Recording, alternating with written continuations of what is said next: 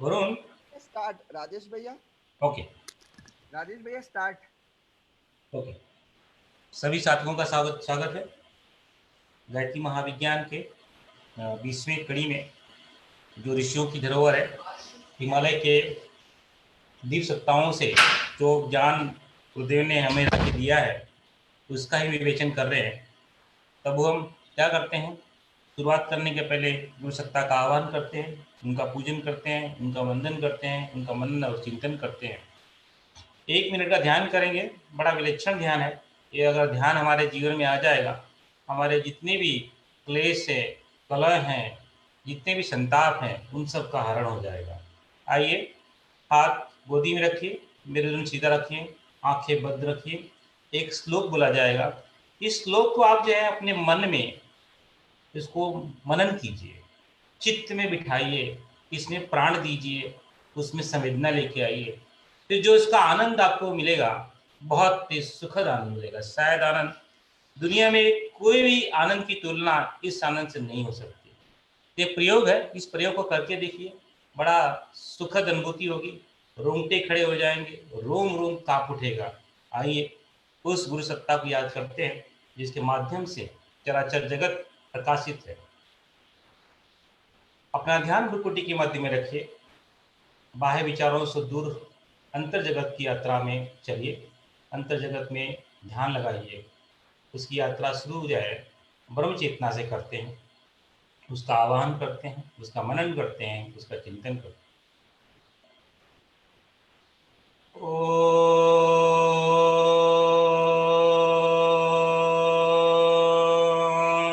ब्रह्म नंदं परम सुखदं केवलं ज्ञानमूर्तिं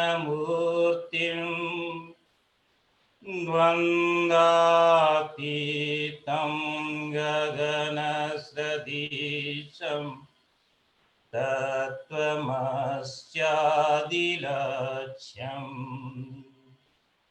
एकं नित्यं विमलम् अचलम् सर्वदी साक्षिभूतम् भावातीतं त्रिगुणरहितं सद्गुरुं नमामि। अखण्डानन्दबोधाय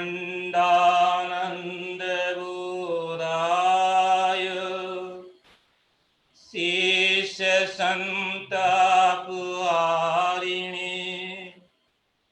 सच्चिदानन्दरूपाय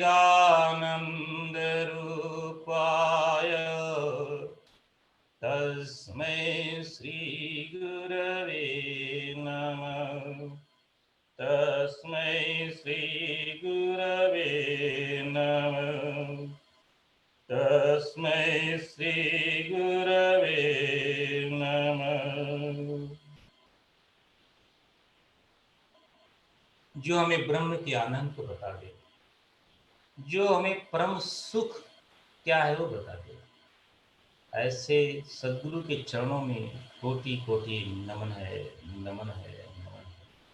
जो एक है, नित्य है, बुद्ध है, शुद्ध है, सभी गुणों से परे है, गगन से भी ऊंचा है, सभी भावों का साक्षी है। ऐसे सद्गुरु के चरणों में कोटि कोटि नमन है, नमन है, नमन है।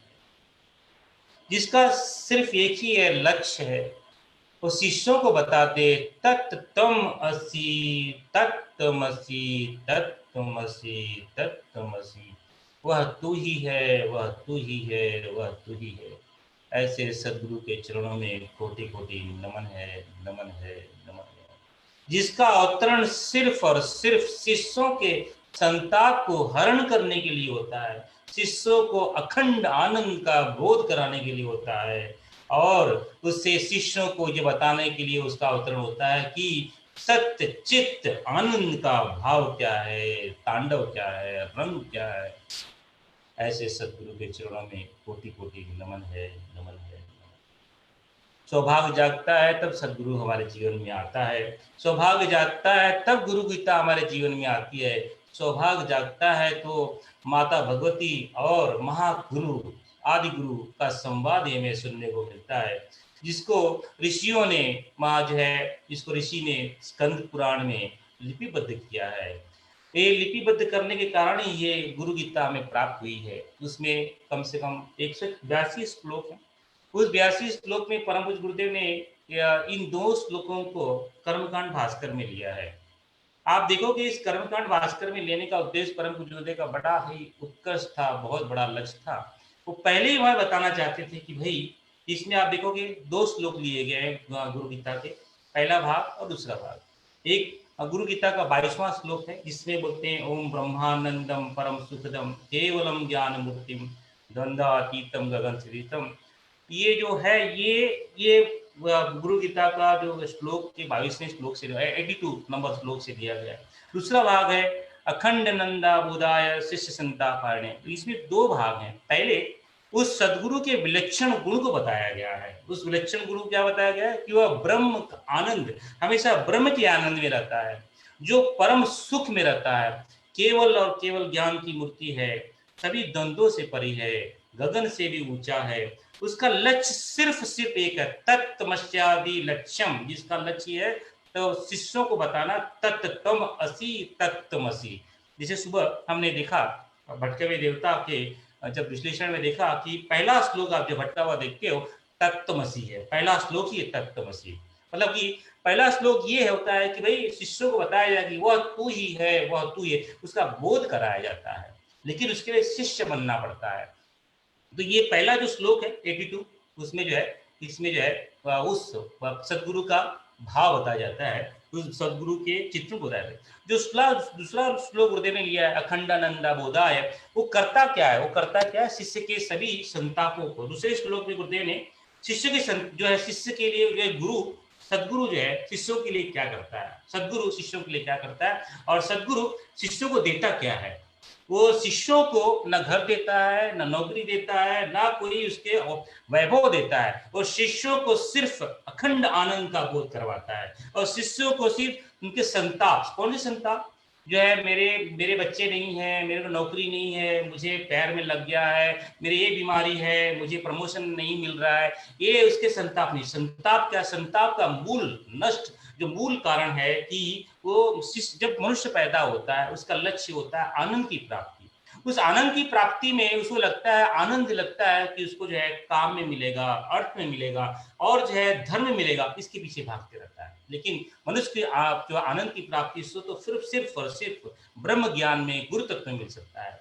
तो मनुष्य जो है जन्म जन्मांतर से आनंद की खोज में रहता है, और इस आनंद की खोज की तृप्ति के लिए वो बहुत सारे प्रपंच रचता है, वो शादी करता है, ब्याह करता है, बच्चे पैदा करता है, नौकरी करता है, घर बनाता है, उस आनंद की प्राप्ति के लिए, उस आनंद। लेकिन जो है ये क्षणभंगुर आनंद है, ये एक के बाद में एक बढ़ते जाता है, बढ़ते जाता है, एक गया दूसरा आया। BMW कार ली, आनंद आया, लेकिन दूसरे क्षण अरे यार तो थोड़ा खराब हो गया, पुराना हो गया, नया लेना पड़ेगा। तो ये चीजें ये उसको सतत परम आनंद नहीं दे सकता। शिष्य का जो है गुरु का लक्ष्य होता है उसको परम आनंद का क्या बोध करवा दे। परम आनंद क्या है, अपने आप को जान लेना ही परम आनंद है। वो क्या है, तत्तम असि तत्तम असि तत्तमसि तत्तमसि। तो पहले श्लोक में उस विलक्षण परमात्मा का गुरु तत्व का जो है बारे में जानकारी दी गई है। ये है गुरु गीता का 22वां श्लोक है। दूसरे श्लोक में जो है गुरु करता क्या है, तो गुरु जो है शिष्यों के क्या करता है, इन भावों को बताया गया है।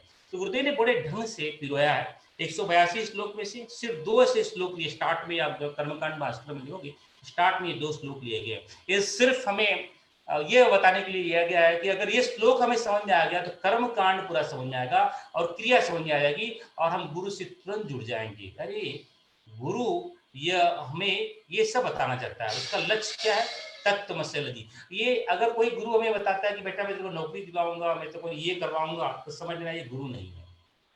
क्योंकि भगवान आदि गुरु ये बताते हैं, गुरु कौन, जिसका सिर्फ एक ही लक्ष्य होता है, तत्तमस्यादि लक्ष्यम। उसका एक लक्ष्य होता है अपने शिष्य को तत्तम असि बताने के लिए। उसका गुरु का अवतरण इसी कारण से होता है। जितने भी आप गुरु देख लोगे जितनी परंपरा, गुरु की परंपरा देखिए, उनका एक ही उद्देश्य है, तत्त्वम असि, शिष्यों को तत्त्वमसि बताने के लिए पैदा हुआ। इसलिए परम पूज्य गुरुदेव ने भटका देवता में पहला श्लोक है तत्त्वम असि, ये पहला श्लोक है।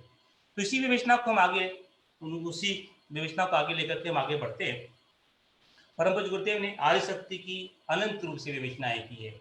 विवेचनाएं तो बहुत है, लेकिन जो हमारे लिए संदर्भ में आज के परिस्थिति में जो चाहिए, परम पूज्य गुरुदेव ने उन्हीं को लिया है। गुरुदेव ने गायत्री का बहुत सारे पक्षों को नहीं बताया कि वो जरूरत नहीं है उसकी, उसी पक्षों को बताया जिसके लिए संदर्भ में हम जो है हमारी, हम लोग उसको आत्मसात कर सकते हैं, जिसको हम जी सकते हैं, जिसको हम ले सकते हैं। तो बहुत फिर भी बहुत सारी विवेचना गुरुदेव ने लिखी है। अगर वही हमको समझ में आ जाए तो हमारा जो कल्याण हो जाएगा। उसी की विवेचना करते हुए परम पूज्य गुरुदेव लिखते हैं, गायत्री हृदय में लिखते हैं कि गुरुदेव कि जो परम ब्रह्म है, जो उसका स्थूल है, उसका जो स्थूल शरीर है, वो ओम है। ओम के 3 भाग है, अ, उ, म, और चौथा भाग है बिंदु, जहां से परम ब्रह्म की चेतना की जहां स्फूर्णा जो ये म है, जो बिंदु है, ये जो बिंदु जो दिखाई दे रहा है, ये जो है परम ब्रह्म की अंदर की चेतना है। और अ, उ, म यानी भू भुव स्व यानी रिम श्रीम क्लीम, इसके 3 श्रृंगार हैं जो ओम को ढके हुए रहती हैं। ये वो ओम जो है परम ब्रह्म की जो है स्थूल भावना है, इसका स्थूल शरीर है। जब इसके अंदर स्फुरना होती है, इसलिए हमें सिर्फ ओम दिखाई देता है, लेकिन अंदर उसके उसको, क्योंकि क्या है, जैसे कि ये मेरा शरीर है, तो ये शरीर है राजेश का शरीर, बाहर वाला भाग क्या है, राजेश का शरीर है, लेकिन अंदर बहुत सारी चीजें हैं, वो अल्टीमेटली राजेश वो है। अंदर जो स्थिति परम चेतना है वो राजेश है। ये मतलब कि वो मैं हूँ, वो राजेश, ये शरीर राजेश नहीं है। तो ये इस ओम के जो परम ब्रह्म है, उसका भी एक स्थूल शरीर है। उस स्थूल शरीर से स्थूल शरीर को ऋषि मुनि ने ओम का नाम दिया है। और अंदर की जो बैठी हुई चेतना है, परम ब्रह्म जो है, निर्गुण है, निराकार है, अखंड है, अनादि है। तो इसी की जो है ये जो अ उ म है, वही गायत्री के 3 बीज जो है, 3 जो है इसकी व्याख्या है, और या इसके 3 श्रृंगार बोल सकते हैं, या भू भुव स्व रीम श्रीम क्लीम बोल सकते हैं। और जब ये इसमें जब इच्छा जागृत होती है, तब वो इच्छा जागृत जो है होती है, तो इच्छा जागृत होने पे 2 जो है आदि शक्ति आती है, और आदि शक्ति के 2 भाग बनते हैं, एक परमाणु सृष्टि को रचना करती है और एक जो है चैतन्य सृष्टि को रचना करती है। और ये परमाणु और जो है चैतन्य सृष्टि हमें भेद बताने के लिए ये बहुत मिले हुए हैं, ये अलग अलग नहीं है। ये सिर्फ हमको समझने और समझाने के लिए परम पूज्य गुरुदेव ने और ऋषियों ने बताया कि चैतन्य सृष्टि और परमाणु सृष्टि, बट लेकिन वो मूलतः एक ही है कि बिना कि अगर सिर्फ परमाणु सृष्टि और चेतना ना हो तो सब कुछ नहीं हो सकता। चेतना और परमाणु ना हो तो कुछ नहीं हो सकता। यानी अगर मैं मेरे अंदर चेतना नहीं है, इस शरीर का कोई कोई उपयोग नहीं है। और सिर्फ चेतना है तो ये अगर शरीर ना हो तो कुछ उपयोग नहीं, मतलब कुछ हो नहीं सकता। इसलिए ये दोनों बहुत जरूरी है। इसलिए परमाणु सृष्टि और चेतन सृष्टि दोनों साथ में आती है। एक बोला नहीं, वैसे चेतन सृष्टि पैदा करूंगा तो कुछ उसकी हलचल भी में दिखाई देगी आपको। हलचल महसूल करने के लिए परमाणु चाहिए। अगर परमाणु सृष्टि उत्पन्न करो, उसमें चेतना ना हो, उसमें हलचल होगी नहीं। कैसे हो गई? क्योंकि उसमें चेतना, हलचल पैदा करने के लिए चेतना चाहिए। तो ये चीजें हैं कि जो एक दूसरे से लिपि जो है जुड़ी हुई हैं, सिर्फ हमको समझाने के लिए कि भाई ये परमाणु सृष्टि है, एक का अधिपत्य गायत्री करती है, एक का अधिपत्य सावित्री करती है, एक में, ये सिर्फ हमें समझाने के लिए, लेकिन ऐसा वस्तुतः होता नहीं है। ये हमारी बुद्धि को समझ में आया, इसलिए समझाने के लिए ऋषियों ने इसके जो बाइफर्केशन किया हुआ है। गुरुदेव और विश्वामित्र ऋषि ये बताते हैं कि इस परमाणु सृष्टि और जो है चेतन सृष्टि में 2 भाग हैं। एक जो है, और मूलतः सभी जगह गायत्री ही दिखाई है। सभी जगह जो सभी प्राणियों में गायत्री ही दिखती है। और गायत्री सभी प्राणियों में मूलतः जो दिखाई देती है, उनके गायत्री जो है उनके मूल जीवन निर्वाह के लिए, जैसे बाघ हो गया, बकरी हो गई, जैसे एक अमीबा हो गया, एक मछली हो गई, इनमें जो जीवन निर्वाह की जो शक्ति है उसको वो गायत्री हो गई। लेकिन ये जो मनुष्य होता है, मनुष्य को परमात्मा का बड़ा प्रेम है। उस मनुष्य के ढांचे में उसने 2 विलक्षण शक्तियां पैदा की है। एक जो है, एक तो जीवन निर्वाह के लिए जो उसकी बुद्धि में स्थापित करती है वो गायत्री, और एक अंतःकरण में एक है गायत्री स्थापित करती है, जो समान रूप से उससे परम ब्रह्म की चेतना को मिला सकती है। तो परम पूज्य गुरुदेव ने इसको 2 भागों में बांटा है, समान शक्ति और असमान शक्ति। एक को बुद्धि, एक को प्रज्ञा, एक से हमें वैभव मिलता है, एक से हमें ऐश्वर्य मिलता है। एक गायत्री है, एक सावित्री है, और दोनों ही जो है हमारे जीवन में उत्कृष्ट काम करती है। और परम पूज्य गुरुदेव ने और विश्वामित्र ऋषि ने और जितने भी ऋषि हैं उनका तो एक ही है, हम गायत्री को पकड़ेंगे अपने आप सावित्री अपने आप जाएगी।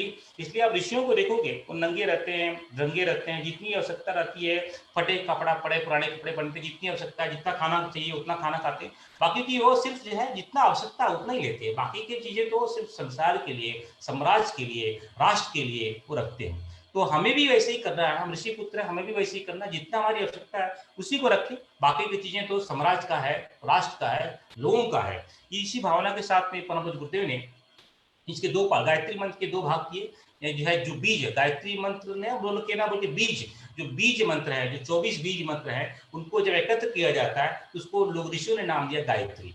24 बीज मंत्र जो 24 शक्तियां हैं, जो 24 विश्व ब्रह्मांड की जो 24 शक्तियां हैं जो विश्व के संचालन में काम करती हैं, अगर उन बीज मंत्रों को, उन बीज शक्तियों को एक साथ एकत्र कर दिया जाए तो वो है गायत्री मंत्र। ऋषियों ने उसको नाम दे दिया गायत्री मंत्र। तो ओम भूर्भुवस्सुवः तत्सवितुर्वरेण्यं भर्गो देवस्य धीमहि धियो यो न प्रचोदयात्, उसमें से जो पहला वाला 12 अक्षर है वो गायत्री को स्थापित करती है, दूसरा 12 वाला अक्षर जो है सावित्री को दर्शाती है। ये जो है ये वाला जो भाग है ये ही चैतन्य सृष्टि को निर्माण देखती है, ये वाला भाग है ये जो है परमाणु सृष्टि को देखती है। क्या गायत्री मंत्र 12 अक्षर का हो सकता है? नहीं हो सकता। यानी गायत्री मंत्र बोलने के लिए आपको क्या बोलना पड़ेगा? ओम भूर्भुवस्सुवः, यानी उस परम ब्रह्म चेतना, उसकी स्फूर्णा भूर्भुवस्सुवः, और उसके पश्चात तत्सवितुर्वरेण्यं, वरेण्यम बोलने के बाद तत्सवितुर्वरेण्यम भर्गो देव, ये देव के बाद रुकते नहीं है, उसके बोलने के लिए स्व देवस्य धीमहि धियो यो न प्रचोदयात्, यानी गायत्री और सावित्री दोनों का ब्लेंड होना चाहिए, दोनों साथ में आती है, अकेले कभी नहीं आती है। तो ये गुरुदेव यहाँ हमें समझाना चाहते हैं कि ये दोनों साथ में काम करती हैं। और इसी को अगर हम देखेंगे, ब्रह्मा विश्वामित्र ऋषि ने इसको दो अलग अलग भागों में बांट दिया कि भाई और डिटेल में हमारे बच्चों को, हमारे शिष्यों को और डिटेल में इसकी जानकारी हो, इसलिए जो है उसके विश्लेषण के एक ही आदि शक्ति है, आदि शक्ति के अलग अलग गुणों को नाम के आधार पे, अलग अलग गुणों के नाम पे नाम दे दिया। जो एक गुण के आधार पर उसको बोल दिया गायत्री, एक गुण के नाम उसको ब्राह्मी, एक गुण के नाम उसको वैष्णवी, एक गुण के नाम शाम्भवी, एक गुण के नाम उसको बोल दिया सावित्री, एक गुण के नाम उसको बोल दिया सरस्वती, एक गुण के नाम को बोल दिया त्रिपुरा, एक गुण के नाम उसको बोल दिया त्रिपुरा। तो ये अलग अलग नाम है, वो आदि शक्ति के अलग अलग गुणवत्ता के नाम के अनुसार उस गायत्री को अलग अलग नाम दिए हैं। अब तक हमने देखा कि जो गायत्री है, गायत्री जो है ये जब स्फूर्णा हुई, स्फूर्णा का जो आदि शक्ति है, आदि शक्ति में जो है दो भाग बटे, जो एक जो है चैतन्य सृष्टि वाली का अधिपत्य जो है गायत्री करती है। गायत्री का एक गुण है जो है वो उसको त्रिपदा भी कहते हैं।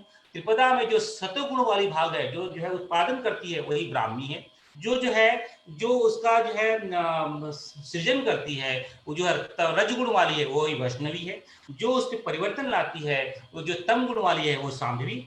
जो पूरे चराचर जगत में जो है वेद, जो ज्ञान और विज्ञान को पैदा करती है वेद माता। जो इस चराचर जगत में जो देवत्व गुण है, जो है आप्तकाम का जो गुण है वो है उसके, इसलिए उसका गुण का नाम है देवात्मा। जो इस जगत में ममता, समता, सुचिता और जो है आत्मीयता का भाव लेके आती है वो है विश्व, इस गुण को नाम दे दिया है विश्वात्रा।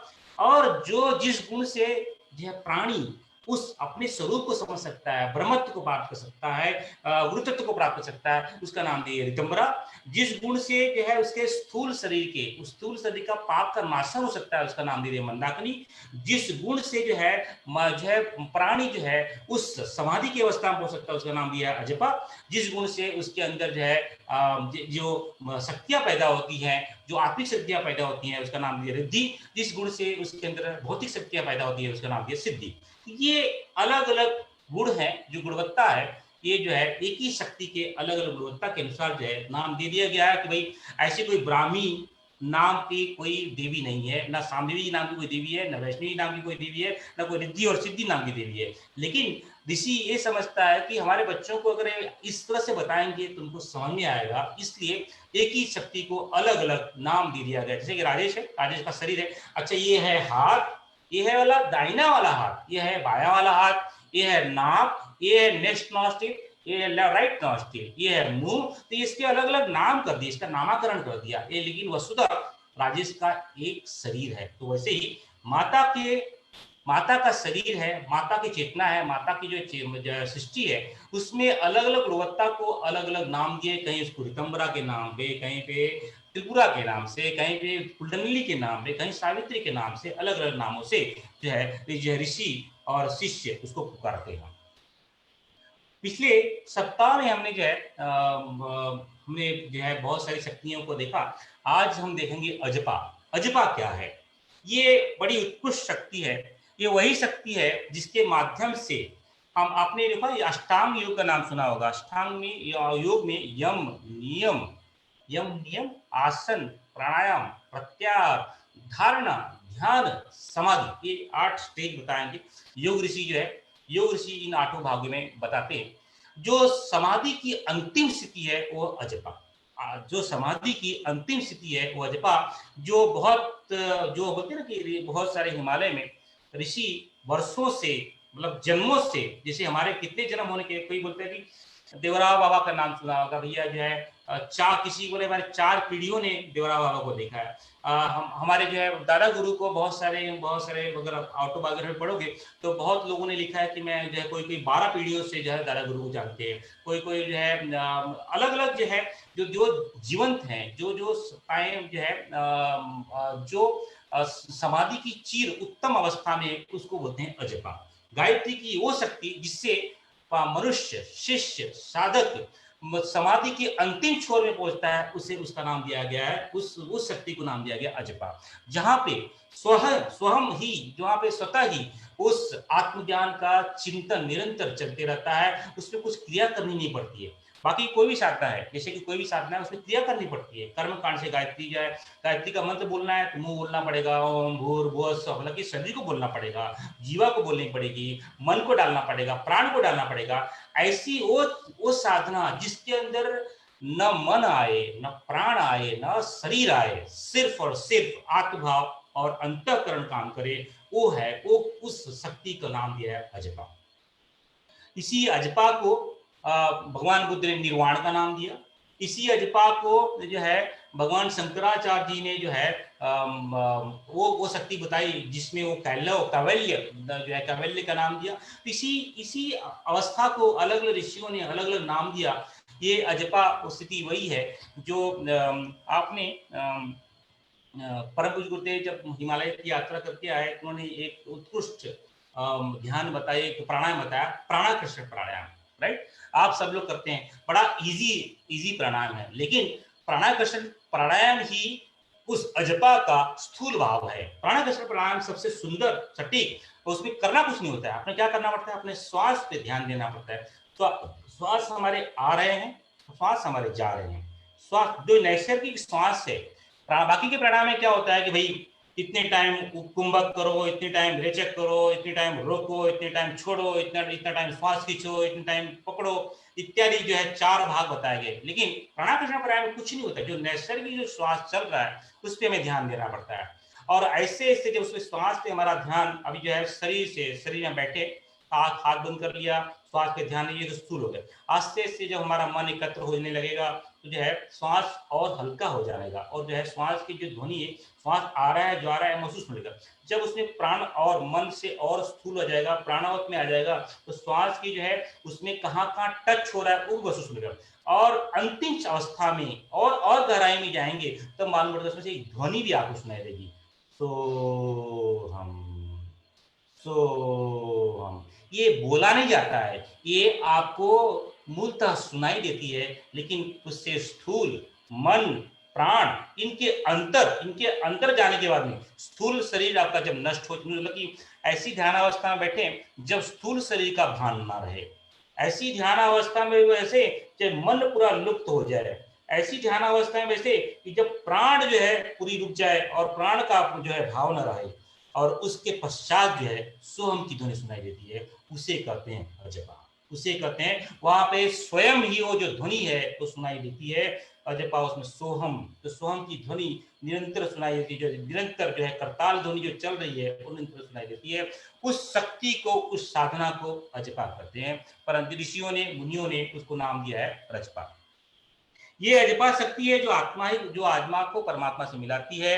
यही वो शक्ति है जो जो गायत्री का एक शाब्दिक अर्थ होता है, ग यानी प्राण का त्राण करने, ग यानी प्राण, त्री यानी त्राण। तो जो है गायत्री का शाब्दिक हो गया, जो प्राण को त्राण करती है वो हो गया गायत्री। यानी गायत्री का सीधा स्थूल संबंध प्राण तत्व से हो जाता है। यानी स्थूल यह स्थूल पहले शरीर, उसके बाद मन, बाद प्राण, यानी शरीर बाद मन और प्राण। यानी जो गायत्री का सीधा संबंध, जो सीधा प्रहार होता है प्राण को होता है। इसलिए ऋषियों ने, आप देखोगे कि 24 प्राणायाम बताए हैं ऋषियों ने, 24। अभी गायत्री महाविज्ञान में भी देखोगे 24 प्राणायाम बताए हैं। उस प्राणायाम में जो है, जो स्थूल प्राणायाम है वो है प्राणाकर्षण प्राणायाम, सबसे उत्कृष्ट स्थूल प्राणायाम प्राणाकर्षण प्राणायाम। और सबसे सर्वोच्च प्राणायाम है वो है सोहम प्राणायाम और अजपा प्राणायाम।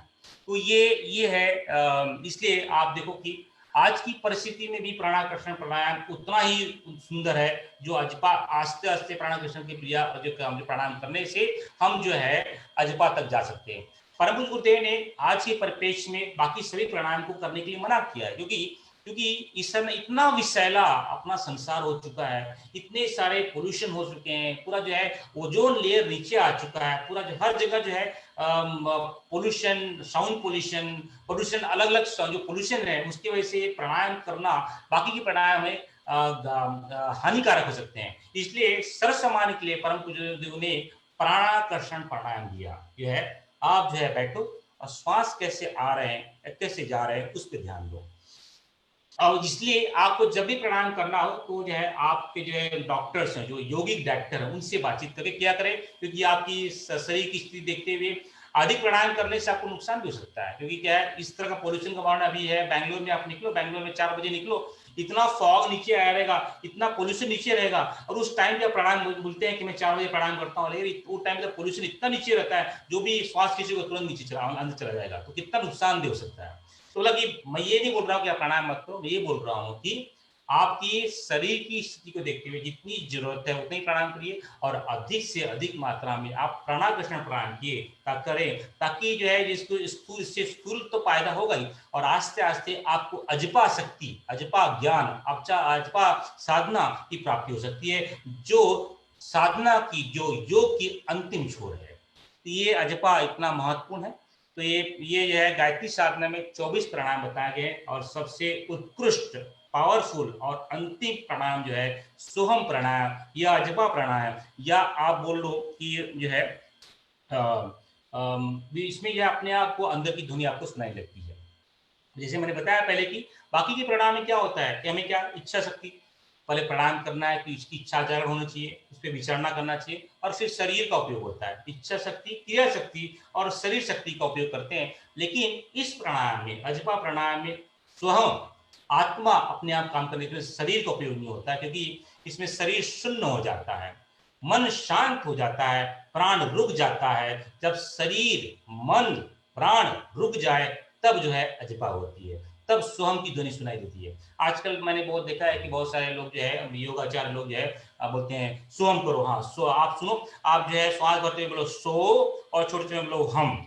ये भी ठीक है, लेकिन ये इसका स्थूल भाव है, इससे आपको फायदा उतना नहीं होगा। आपको क्या करना है, श्वास को आस्ते, प्राणाकर्षण प्राणायाम को करो, जो है श्वास को आस्ते आस्ते देखते रहो, आस्ते आस्ते देखते हुए आपका शरीर का भान चला जाएगा।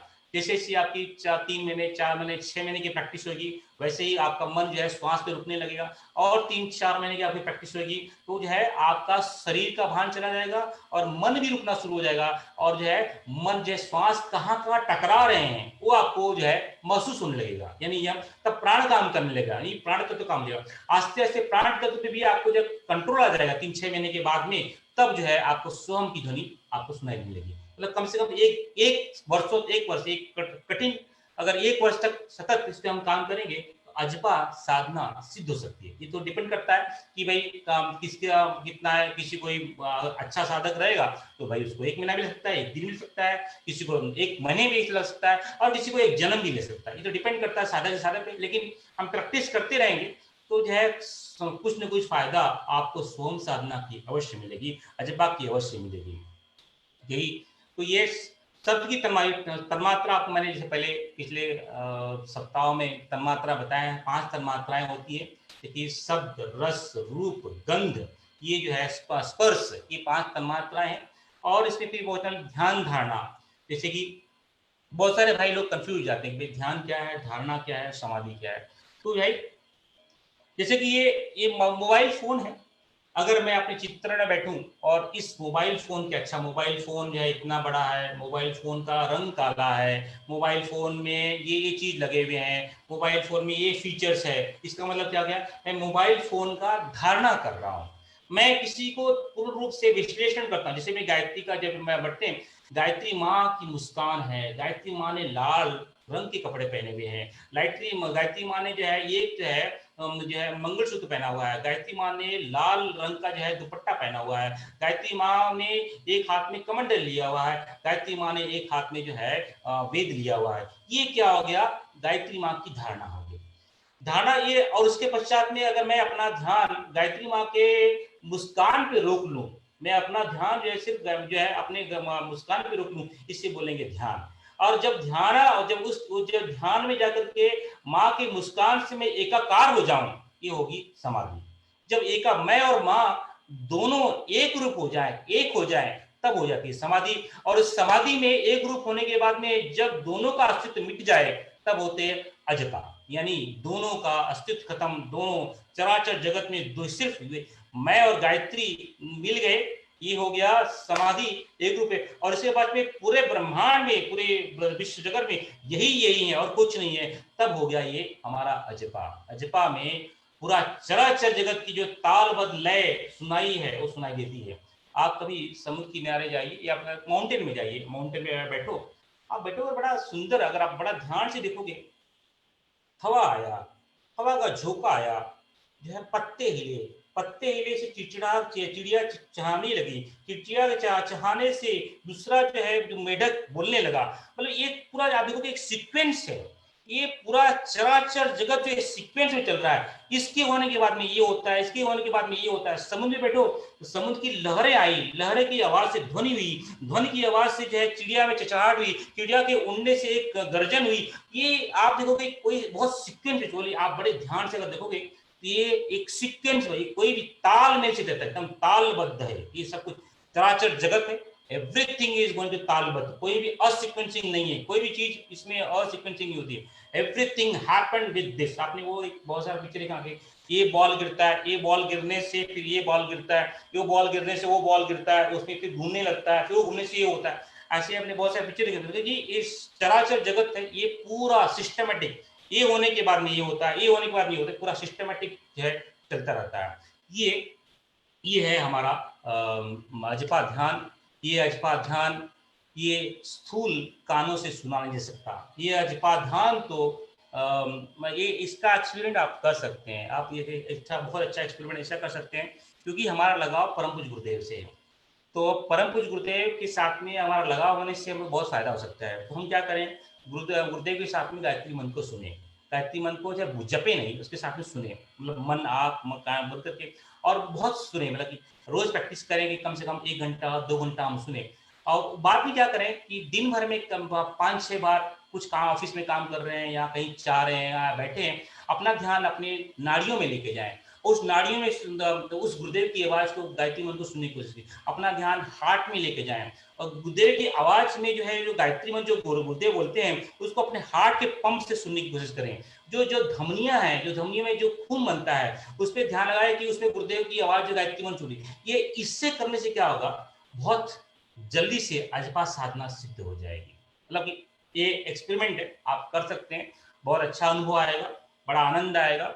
और ये जब जब ये गुरुदेव लिखते हैं कि ये जब जाग जाती है, ये जब अजपा अजपा जो है जाग जाती है, तो इसके विलक्षण चीज हमें जो इसका जो है हमको ये तो सुनाई भी देगा, लेकिन इसके अलावा भी जो तालबद्ध मैंने बताया ना कि सीक्वेंसिंग में जो चल रहा है, आपको वो भी सुनाई देगा। आपके एक हार्ट बीट से वहां पे कुछ हलचल होती है, उस हलचल से वहां पे चिड़िया उड़ती है, उस चिड़िया के उड़ने से वहां पे जो है यहाँ पे मेढक चरचराता है। ये पूरा आपके हार्ट बीट से ये सब कनेक्टेड आपको दिखाई देंगे। आपके धमनियों में खून बहने से वहां पे एक तरह का जो है परमाणु में हलचल हो गई।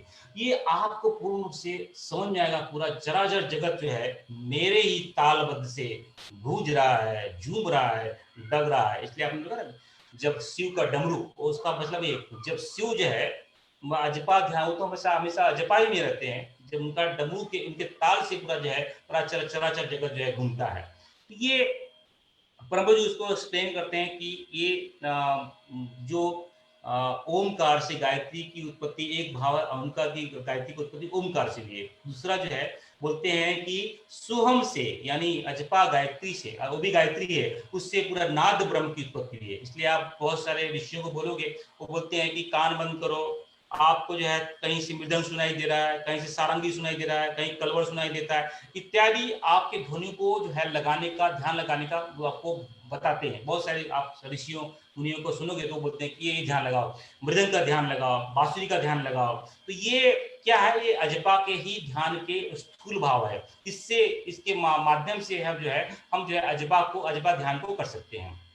क्योंकि इसलिए परम पूज्य गुरुदेव ने, आप देखो माता मंदिनी माता जी ने जो है शाम का 6:15 बजे का जो है नाद योग का ध्यान करवाया, उसके माध्यम से हम अजपा गायत्री को प्राप्त कर सकते हैं। तो ये अलग अलग टूल्स हैं, ये सब टूल्स हैं अजपा को प्राप्त करने के लिए। तो मैंने एक एक्सपेरिमेंट ये किया है, मैं गुरुदेव के आवाज के साथ में अजपा ध्यान किया है। अगर आप भी करोगे बहुत जल्दी फायदा मिलता है इसका, बहुत बहुत fast response is so fast. So आप भी इसको एक्सपेरिमेंट कर सकते हैं, क्योंकि टूल तो अनंत है, हमारा गोल तो एक ही है। जैसे कोई राम बोलता है, कोई सीताराम बोलता है, कोई शिव बोलता है, कोई हरिओम बोलता है, कोई गायत्री बोलता है, कोई अजपा बोलता है। टूल तो अलग अनंत अनंत टूल हैं, लेकिन गोल क्या है, अजपा को प्राप्त करना। तो ये अलग अलग टूल आप प्राप्त कर सकते हैं। इन टूल के माध्यम से हम सबको अजपा मिले, यही एक हम सबका उद्देश्य होना चाहिए। तो ये और गुरुदेव ये बोलते हैं कि यही जो मैंने बताया कि ये अजपा की ध्वनि, इससे आपको ध्वनि नहीं दिखाएगी, पूरे चराचर जगत की ध्वनि आपको सुनाई देना शुरू हो जाएगी, पूरे तालबद्ध ढंग से, लयबद्ध ढंग से, जो एक वृत्ताकार ढंग से, चक्राकार ढंग से जो एक ताल पूरा जो सृष्टि चल रही है, उसकी ध्वनि जब अजपा सिद्ध हो जाती है तो पूरी ध्वनि संसार की, विश्व की, ब्रह्मांड की पूरी ध्वनि जो है आपको सुनाई देती है। तो ये गुरुदेव ने बोलते हैं कि ये अजपा है, ये साधना भी है, शक्ति भी है। कैसे? तो ये जब ध्यान, जब ऋषियों ने दो इसको साधना ही बताया, शक्ति बताया, कि जब ध्यान ये जो अभ्यास करते करते अजपा जब सिद्ध हो जाती है तो इसको बोलते हैं अजपा साधना।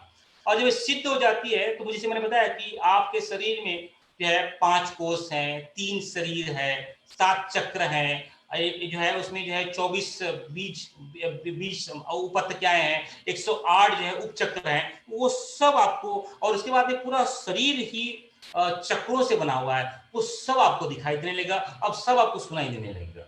ये तो गुरुदेव बोलते हैं कि उसको क्या बोलते हैं, शक्ति। ये अजपा जो है साधना भी है और शक्ति भी है, यानी जिसका जब अभ्यास करते हैं तो गायत्री, जिसको क्या बोलते हैं, अजपा साधना। जब अजपा साधना सिद्ध होने लगती है तो ये जितने भी हमारे चक्र हैं, पूरे हमारे शरीर के चक्र और हमारे सम्राट जो साम्राज्य के जो चक्र हैं, यानी जो पूरा विश्व के जो चक्र हैं, जो ब्रह्मांड के चक्र हैं, उन सभी चक्रों की गति को हम महसूस करने लगते हैं। तो उसके इसलिए उसको बोलते हैं, इसको शक्ति भी बोलते हैं।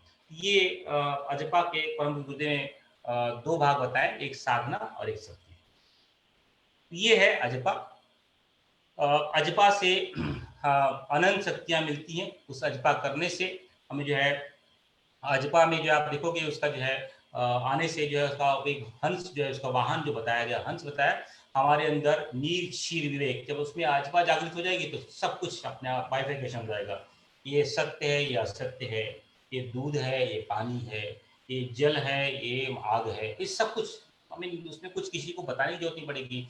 ये सब कुछ अपने आप जो है हमें दिखाई देना शुरू हो जाएगा। और मनुष्य जो है जितनी जैसे जैसे अजपा साधना सिद्ध होती है, राजहंस से परमहंस की तरफ यात्रा शुरू कर देता है।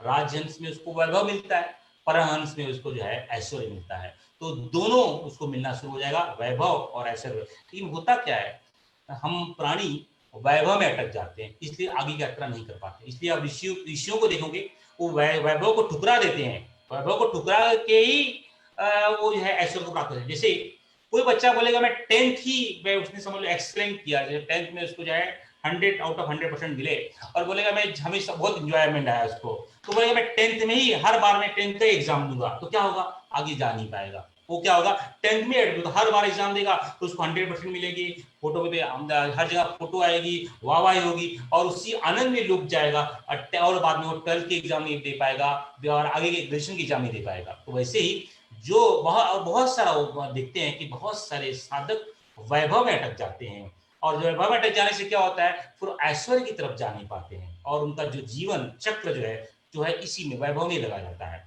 ये हमें परम पूज्य गुरुदेव ने और ऋषियों की यही चेतावना है, उनका यही आदेश है कि भाई हम वैभव को ठुकरा दें, उनका है ठुकरा करके ऐश्वर्य की तरफ जाएं, तब जो है सचमुच जो है असमान शक्ति, आदि शक्ति की जो असमान शक्ति है, अजपा है, रितंबरा है, उसका ज्ञान मिल सकता है, परमात्मा का ज्ञान मिल सकता है, आत्मज्ञान मिल सकता है, ब्रह्म ज्ञान मिल सकता है, तत्व ज्ञान मिल सकता है।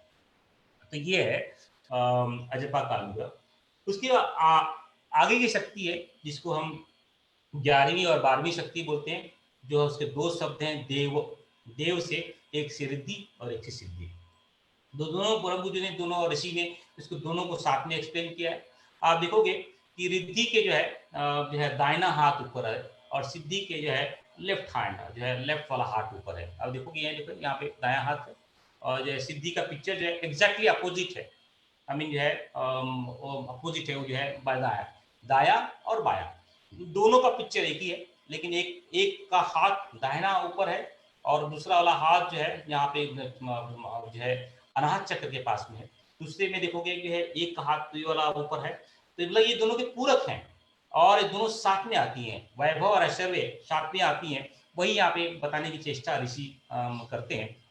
रिद्धि और सिद्धि साथ में आती है, लेकिन परम पूज्य गुरुदेव और जितने भी ऋषि पैदा हुए हैं उनका सबका हमारे लिए यही उपदेश है, हम जो है सिद्धि न करें, रिद्धि की तरफ जाएं, क्योंकि सिद्धि की तरफ जाएंगे तो जो है रिद्धि नहीं मिल पाएगी और हम उसी में अटक जाएंगे। तो ये कहने का तात्पर्य है कि हम जो है इसका उदाहरण देते हुए गुरुदेव कहते हैं कि हमने जो है भगवान गणेश को देखा होगा। भगवान गणेश जो है उनकी दो पत्नियां बताई गई हैं और ये भगवान गणेश जो है गायत्री की 24 शक्तियां जो है बाद में कालांतर में जो बनाई गई हैं, उसमें एक जो देवता है, पहले देवता बताया जो गायत्री के जो देवता है गणेश है, वो सदगुण के देवता है, प्रमुख धारा है। तो ये उस देवता में आप देखोगे गणेश की जो है दो कहीं कहीं चित्र में देखोगे कि यहाँ उसमें दो पत्नियां दिखाई, एक रिद्धि और एक सिद्धि। रिद्धि जो है आत्मिक विभूतियों को देती है, सिद्धि जो है संसारिक सफलताओं को देती है। और गणेश भगवान के साथ में जो है आप देखोगे कि गणेश भगवान के साथ में जो है आप देखोगे कि उनका परिवार में दो जो है एक कौन कौन आते हैं, एक जो है उनकी शुभ और लाभ, और दो बच्चे हैं उनके शुभ और लाभ, जब रिद्धि सिद्धि आएगी तो शुभ और लाभ आएंगे।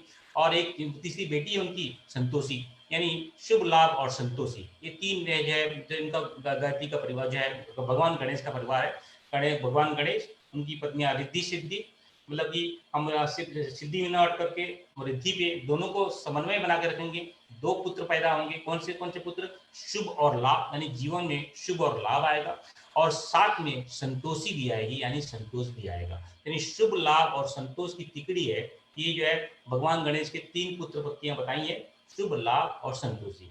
यानी भगवान गणेश की आराधना करने से ये हमें जो है रिद्धियां सिद्धियां और मिलेगी, और रिद्धियां सिद्धि के मिलने के साथ साथ में हमारे जीवन में शुभ और शुभ होगा, सब लाभ ही लाभ होगा और संतोष ही संतोष होगा।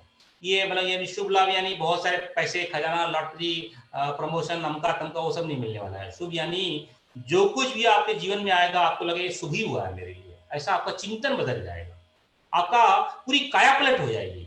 मतलब जो भी जीवन में होगा आपको लगेगा बड़ा अंदर ही है, सुंदर है, बहुत अच्छा है, शुभ ही शुभ है, लाभ ही लाभ है। भले ही आपकी कितनी हानि हो जाएगी, आपको दिखाई देगा ये सब कुछ लाभ ही हुआ है मेरे लिए। और जब ऐसा होगा और इस तरह का इससे करने से हमारा पूरा जीवन में संतोष ही आएगा। तो ये गुरुदेव ने इसकी विश्लेषण करते हुए ये बताया कि ये भगवान गणेश और जो है की रिद्धि सिद्धि है। वैसे जो है हमने स्टार्ट में बताया कि पौराणिक कथाओं के अनुसार ब्रह्मा जी की दो सहचारियां हैं, गायत्री और सावित्री। ब्रह्मा जी की है, ये स्थूल की बात हो रही है। और परम ब्रह्म की दो शक्तियां हैं, परा और अपरा। तो परा कौन है? गायत्री और सावित्री है। ये परम ब्रह्म के परिप्रेक्ष्य में मैंने बताया कि गुरुदेव ये ऋषि हर नाम को अलग अलग जगह पे एक ही नाम को अलग अलग जगह पे संबोधन करते हैं, लेकिन ये ध्यान रखना चाहिए कि किस परिप्रेक्ष्य में बोल रहे हैं। अब यहाँ पे परम ब्रह्म की परिप्रेक्ष्य में जब है परा अपरा बोल रहे हैं, गायत्री और सावित्री का नाम बोल रहे हैं, यानी परम ब्रह्म की मतलब आदि शक्ति को संबोधन कर रहे हैं। जब यहाँ ब्रह्मा जी के संक्षेप संदर्भ में जब बोल रहे हैं, ये एक संक्षेप है कि ब्रह्मा जी को सृष्टि निर्माण करने के लिए जो चीजें शक्तियां चाहिए गायत्री और सावित्री की, उसके बारे में बोल रहे हैं। तो ये दोनों में डिफरेंस है, ये हमें समझ में आना चाहिए। गायत्री सावित्री का नाम बहुत जगह लिया गया है, लेकिन किस परिप्रेक्ष्य में लिया गया है इसका ध्यान देना बहुत आवश्यक है। वो कहीं कहीं पौराणिक कथाओं में ब्रह्मा जी की पत्नियां बताई गई हैं, तो ये कहीं कंफ्यूजन नहीं होना चाहिए कि भाई ये गायत्री सावित्री ये है और वो गायत्री सावित्री उसकी उसका एक भाग है, लेकिन दोनों में डिफरेंस है। ये स्थूल है, वो चैतन्य है, उससे स्फूर्णा वाली है। ये बात हमें ध्यान रखना चाहिए। तो रिद्धि रिद्धि यानी क्या, यानी ऐश्वर्य को देने वाली। जब ऐश्वर्य आएगा तो क्या होगा, आत्मज्ञान होगा, आत्मबल होगा, आत्मसंतोष होगा, अंतरंग में उल्लास होगा, आत्मविस्तार होगा, ये सब आएंगे। जब सिद्धि आएगी तो क्या होगा, वैभव मिलेगा और उसके अंदर प्रतिभा, स्फूर्ति, साहसिकता, समृद्धि, विद्या, समर्थ, सहयोग, ये सब आएगा। लेकिन सिद्धि में एक अटकल है, अगर आदमी कहीं भी यहाँ पे अटक जाएगा, ऐश्वर्य में वैभव में अटक जाएगा, तो उसको ऐश्वर्य नहीं मिल पाएगा। इसलिए बहुत ध्यान रखने की आवश्यकता है कि गायत्री की साधना करते करते जो है हमारे अंदर जब सिद्धियां आने लगेंगी, यानी जो वैभव, यश, कीर्ति, साहस, हम कहीं उसमें अटक न जाएं और हमारा उसका उपयोग, उसको जो है उसको छलांग लगा के, उसको रोक करके उसका जो है आगे बढ़ना चाहिए। ये यही ऋषियों का संदेश है, इसके माध्यम से हम जो है अपनी साधना में आगे बढ़ सकते हैं। गुरुदेव इसको और एक्सप्लेन करते कहते हैं कि भाई भगवान गणेश के 2 हाथ, वैसे चार हाथ हैं, बहुत सारे विषयों में 4 हाथ बताए हैं। एक साधना, एक स्वाध्याय, एक संयम और एक सेवा। तो ये उसमें बहुत रूप से जो है 4 हाथों में एक जो है बहुत स्ट्रांगली दिखता है अंकुश और एक दिखता है मोदक। अंकुश यानी संयम और जो है मोदक यानी सेवा। यानी जो है जब हम अपने जीवन में संयम लेके आएंगे, मर्यादा में काम करेंगे। मर्यादा पुरुषोत्तम का आप नाम सुना होगा। मर्यादा पुरुषोत्तम थे, इसलिए उनको भगवान राम बोला गया और उनकी भार्या भगवान से माता सीता यानी शांति मिली। तो ये जब मर्यादा होगी तब जो है शांति आएगी, जो है शांति आएगी तो संतोष होगा, संतोष होगा तो उल्लास ही उल्लास होगा, उल्लास होगा तो सब कुछ जो है मतलब सब कुछ जो है हर जगह जो है अच्छा ही अच्छा होगा। यानी ये मोदक जो है गुरुदेव एक्सप्लेन करते हैं कि अंकुश यानी मर्यादाओं का अंकुश। जो जैसे रिद्धि, जैसे हम रिद्धि से जब गायत्री करते हैं, गायत्री करने से जो रिद्धियां और सिद्धियां हमारे जीवन में आती हैं, वो उसका विश्लेषण करते हैं। गुरुदेव लिखते हैं कि रिद्धियां और सिद्धियां आने से हमारे जीवन में जो है मर्यादाओं को लाने के लिए मर्यादाओं का जो अंकुश लगाना पड़ता है। जब मर्यादाओं का अंकुश लगाएंगे तो अपने आप जो है मोदक के रूप में जो है हमारे अंदर उल्लास, शांति जो है का अनुभव होगा। प्रसन्नता बांटना, हर जगह जो है अच्छा ही दिखना, व्यक्ति पर्सनालिटी में एकदम अच्छा तरह से डेवलपमेंट होना। अदृश्य जगत में जो ये दृश्य जगत है, जो अदृश्य जगत है, उसकी हलचलों को देखना, उसको समझना, उसमें अपने आप को अपना तालमेल बिठाना, ये सब चीजें जो है उपलब्धियां प्राप्त होना शुरू हो जाती हैं। गुरुदेव यहाँ पे एक बात का और खंडन करते हैं और जबरदस्त खंडन करते हैं, और इसको हमें बहुत ध्यान रखना चाहिए। गुरुदेव ही नहीं, जितने भी ऋषि पैदा हुए हैं उन सभी ऋषियों का यही, और गुरुदेव ने बहुत स्पष्ट ढंग से फिर से बड़ी चेतावनी के रूप में इसको लिखा हुआ है कि हमें प्रदर्शनों के माध्यम, जो सिद्धियों का जो प्रदर्शन होता है, उसके जो है साधना के मार्ग में सबसे बड़ा व्यवधान है और उससे साधक को, शिष्य को बहुत बड़ी हानि होती है। इसलिए हम शिष्यों को कभी भी सिद्धियों का उपयोग नहीं करना चाहिए। जैसे आपने बहुत सारे हिप्नोटिज्म, जो है रेकी थेरेपी से कोई क्या करते हैं, टेलीपैथी थेरेपी, ये इससे अपने को दिखाने के लिए प्राण ऊर्जा का ट्रांसफॉर्मेशन ये करते हैं, इससे उनका नुकसान हो सकता है। ये दिखाने के लिए होता है, ये पैसा कमाने के लिए नहीं हो सकता। इसका उपयोग सिर्फ और सिर्फ किसी जीव प्राण की रक्षा करने के लिए किया सकता है। वो गुरुदेव का स्पष्ट है कि कहीं दिखाने के लिए इसका उपयोग मत करना। एक स्टोरी आती है भगवान बुद्ध की, भगवान बुद्ध का बहुत बहुत विरोध हुआ, जैसे गुरुदेव का विरोध हुआ, हर हर हर अवतारी सत्ता का इतना विरोध होता है, क्योंकि नकारात्मक शक्तियां तो बहुत प्रबल होती हैं, हर हर समय में, हर जमाने में इनका विरोध होता है। भगवान बुद्ध का विरोध हर जगह हो रहा था। तो जो है उनके भिक्षुगण जब बाहर निकले, बहुत पावरफुल भिक्षु थे, वो भी बहुत ऊंची स्टेज में पहुंच चुके थे। वो बाहर निकले तो लोगों ने भिक्षा नहीं दी, और ब्राह्मण उस तरह के जो लोग थे, मंदिरों के रक्षक या जो भी ये थे, उनको बहुत अपमान किया, और कुछ अब तक करके, और जो है आप में इतनी सिद्धि है तो दिखाओ। तो भगवान बुद्ध का जो शिष्य था, उसने क्या किया, उस खंबे, एक खंबा था, बिना उस खंबे की ऊंचाई तक ये बिना पैर के खड़ा हो गया, मतलब कि पूरा शरीर जो है, एक खंबा था, बहुत बड़ा खंबा था, उसके ऊपर तक, उसके ऊपर अपने आप बिना पैर के सीधा अपने जो ऊपर चढ़ा गया। तो जो है सब लोग जो है उसको प्रणाम करने लगे, हमसे गलती हो गई, ये हो गई, हमें माफ कर दीजिए। और ये वो शिष्य बड़ा प्रसन्न हुआ, और जो है आके भगवान बुद्ध को बताया कि भगवान बुद्ध आज ऐसा हुआ। भगवान बुद्ध नाराज हो गए, बोले आज तुमने जो है बड़ा गड़बड़ कर दिया। क्यों गड़बड़ कर दिया, नाराज हो गए? क्योंकि अब जो है तुम्हारे लोग जो है तुम्हारे सिद्धियों को पूजा करेंगे, लोग जो है भगवान बुद्ध की पूजा करेंगे, वो जो है अपने कर्म को छोड़ देंगे, वो किसी पैर पड़ना ही शुरू कर देंगे। हमारा उद्देश्य तो यह है कि जन जागरण करना, हमारा उद्देश्य है बोधित्व जगाना, हमारा उद्देश्य है संघ में बांटना, हमारा उद्देश्य है इसको धर्म की शिक्षा देना, हमारा उद्देश्य है विचार क्रांति को घर घर तक ले जाना।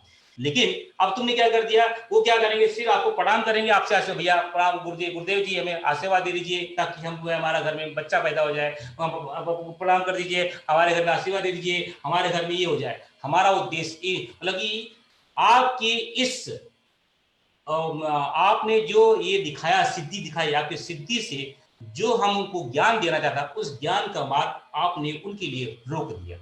क्योंकि मनुष्य प्राणी जो है हमेशा एक जो है शॉर्टकट ढूंढता है, हमेशा ये सोचता है कि ये मुझे मिल जाए, मेहनत नहीं करना चाहता है। यानी उसको ये भी मालूम है वो भी भगवान बुद्ध बन सकता है, आपने उनको बुद्ध बनने से रोक दिया। आपने आपके चमत्कार को दिखा करके उनको बुद्ध बनने से रोक दिया, आपने उनको चमत्कार दिखा करके जो है शंकराचार्य बनने से रोक दिया, आपने उसको चमत्कार दिखा के जो है पंडित श्री राम शर्मा आचार्य का शिष्य बनाने से रोक दिया। तो कहने का तात्पर्य ये है कि हर ऋषि और मुनि ने ये हर जगह लिखा है कि सिद्धियों का उपयोग कहीं नहीं करना चाहिए। ऐसे बहुत सारे उदाहरण आपको मिल जाएंगे, चांगदेव का उदाहरण मिल जाएगा, हमें बहुत सारे उदाहरण मिल जाएंगे। तो जो है हर जगह ऋषि यही बताता है कि हमें सिद्धियों को कभी भी ओपन नहीं करना चाहिए। उससे जो हमारा गंतव्य है, जो हमारा उद्देश्य है, उसके अंदर अटकन और भटकन हो सकती है। तो ये है हमारे रिद्धियाँ और सिद्धियों। रिद्धि जो है हमारे आत्मिक जगत के लिए होती है, और जो है सिद्धि जो है हमारे भौतिक जगत होती है। लेकिन रिद्धियों को प्राप्त करने की रिद्धि सिद्धि साथ में आती है, लेकिन हमारा मन और स्थूल शरीर, हमारा जो है सूक्ष्म शरीर अधिक से अधिक जो है सिद्धियों की तरफ अट्रैक्ट हो जाता है, और उससे ऐश्वर्य का मार्ग रुक जाता है, रिद्धि का मार्ग रुक जाता है, और हमारे साधना भंग हो जाती है, और फिर से जो है हम नर पशु और नर पक्षी बन सकते हैं। इसलिए हमें सिद्धियों को ठुकरा करके रिद्धि को अपनाना चाहिए, वैभव को ठुकरा करके ऐश्वर्य की तरफ जाना चाहिए। यही ऋषि यहाँ बताना चाहते हैं। रिद्धि सिद्धि साथ में आती है, हमेशा ध्यान रखें, जब साधना बढ़ेगी दोनों साथ में आएंगे, दोनों साथ में आएंगे। तो ये याद रखना है कि सिद्धियों को ठुकरा करके, सिद्धि यानी चमत्कार, सिद्धि यानी वैभव, सिद्धि यानी धन, सिद्धि यानी दौलत, सिद्धि यानी अटकन और भटकन, उसको ठुकरा करके, उसको जम करके हम जो है सिद्धि की तरफ जाएंगे, थोड़ा जीवन में अजपा आएगी, रिदम्बरा आएगी, गुरु आएंगे, और जो है सविता आएगी। तो बड़ा ये स्पष्ट उद्देश्य है गुरुदेव का है। तो इस तरह से यहाँ तक जो है गायत्री की चैतन्य सृष्टि की जो विभूतियां हैं, जो चेतना है, उनका विश्लेषण हुआ।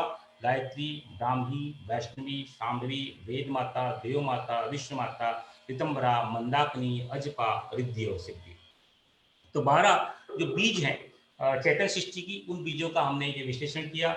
मूलतः बीज तो एक ही है, लेकिन ऋषियों ने हमको समझाने के लिए उसके 12 अलग अलग नाम दिए हैं, और इसी के आधार पर ऋषियों ने 12 योग बताए हैं। इन 12 योग के माध्यम से, इन 12 योग के उपयोग से हम जो है जो भी शक्तियां बताई गई हैं, ब्राह्मी, शांभवी, वैष्णवी, ऋतंबरा, प्राजपा, इन सबको प्राप्त कर सकते हैं। ये गायत्री के 12 योग, जिसका विश्लेषण हमने पहले किया है। प्रणव, विश्व, ध्यान, सहज, प्राण, शक्ति, सूर्य, भक्ति, ज्ञान, लय, नाद, ग्रंथि। आप देखो ये सब शक्तियां एक दूसरे से रिलेटेड हैं। ये जो शक्तियां हैं एक दूसरे से रिलेटेड हैं। आप एक ये 12 योग, आप कोई ऐसा नहीं बोल सकते कि मैं सिर्फ यही करूंगा। आप ये गायत्री की साधना करें, आपको सब सहज रूप से मिलना। अजपा भी मिल जाएगी, ऋतंबरा भी मिल जाएगी, ब्राह्मी भी मिल जाएगी, वैष्णवी मिल जाएगी, रिद्धि विसिद्धि भी मिल जाएगी। तो उसके लिए टूल्स हैं। ये कौन से 12 टूल्स हैं हमारे पास में, 12 हथियार हैं हमारे पास में, 12 रास्ते हैं हमारे पास में। प्रणव वाला, विश्व वाला, ध्यान वाला। इसका विश्लेषण हमने पहले विचना पहले जो है पहले सप्ताह में किया है। यहाँ पे इस पे जरा जोर नहीं देंगे, लेकिन ये 12 शक्ति और 12 शक्तियों को प्राप्त करने के लिए ऋषियों ने 12 योग दिए हैं। इसका नाम है प्रणव, विश्व, ध्यान, सहज, प्राण, शक्ति, सूर्य, भक्ति, ज्ञान, लय, नाद और ग्रंथि।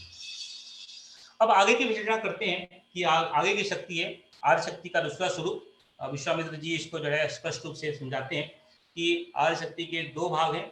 ये 2 सृष्टि की सृजना होती है। हमने अब तक जो है चेतन सृष्टि के जो शक्तियों को देखा। तो जो दूसरा भाग है सावित्री, जो परमाणु सृष्टि को इसमें, उसके नाम है सावित्री, सरस्वती, लक्ष्मी, दुर्गा, कुंडलिनी, प्राणाग्नि, भवानी, भुवनेश्वरी, वैष्णवी, अन्नपूर्णा, महामाया और त्रिपुरा। आगे वो इक्वलेंट है। गायत्री का पूरक सावित्री, ब्राह्मी का पूरक सरस्वती, वैष्णवी का पूरक लक्ष्मी, वैष्णवी लक्ष्मी, शांभवी दुर्गा। वहां पे क्या है, वेद माता कुंडलिनी। यहाँ पे क्या है, देव माता प्राणाग्नि, विश्व माता भवानी। ये पूरक साथ में चलती है। वो चैतन्य वाली है, परमाणु वाली है। तो ये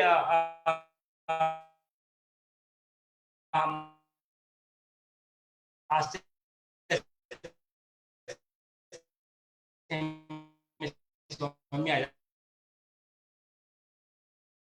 आज आप हम जो है सावित्री